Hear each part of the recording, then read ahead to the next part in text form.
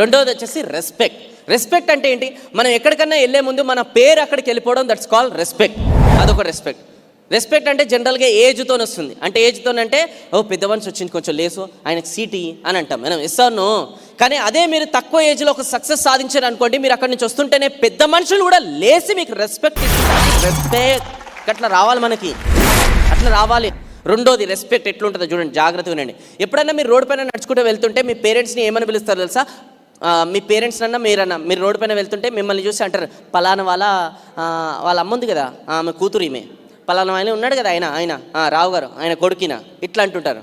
ఇది కాదు రెస్పెక్ట్ అంటే. మీరు అట్లా కష్టపడి అట్లాంటిది ఏదైనా మీరు సమాజంలో ఏదైనా క్రియేట్ చేసి ఏదైనా చేస్తే, అప్పుడు మీ తల్లిదండ్రులు రోడ్డు పైన నడుచుకుంటూ వెళ్తుంటే పలానా వాళ్ళ అమ్మాయి వాళ్ళ ఫాదర్ అంట, పలానా వాళ్ళ అబ్బాయి వాళ్ళ మదర్ అంట, అంటే అప్పుడు మీ తల్లిదండ్రులు అప్పటి వరకు తల కిందకి వేసుకుంది ఇట్లా తలెత్తుకొని ఇట్లా నడుచుకుంటూ వదిలేదు. అది రెస్పెక్ట్. అట్లా సంపాదించాలి రెస్పెక్ట్.